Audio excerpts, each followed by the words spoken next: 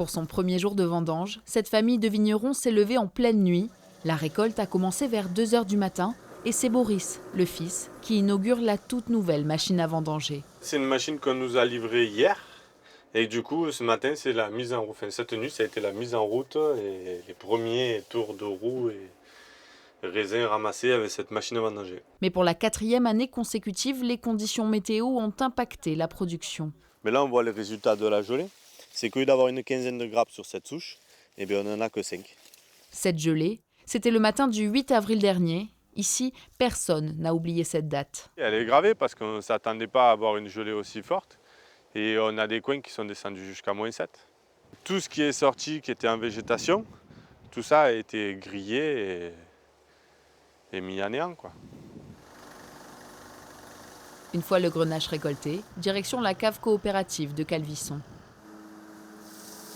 Nous, aujourd'hui, on va faire 5 bennes, 30 tonnes. Sur les parcelles qu'on a fait, on aurait dû faire le double. Et c'est les parties le moins gelé de l'exploitation. La cave rassemble 70 viticulteurs professionnels et plus de 1000 hectares de vignes au total. Cette année, quasiment tous ont été impactés par l'épisode de gel. Pour tout le monde, c'est pareil. On est tous dans le même bateau, là. Sur l'abonnage, on estime à entre 40 et 50% de pertes. Les vendages, c'est le résultat de l'année. C'est notre résultat de l'année. On n'est pas satisfait de ce résultat, mais bon, quand on a la météo, on ne peut rien faire. Hein. La famille Béchard va poursuivre ses vendanges pendant les 6 prochaines semaines. Pour eux, une bonne nouvelle tout de même. Le raisin est peut-être récolté en petite quantité, mais la qualité, elle, est bien au rendez-vous.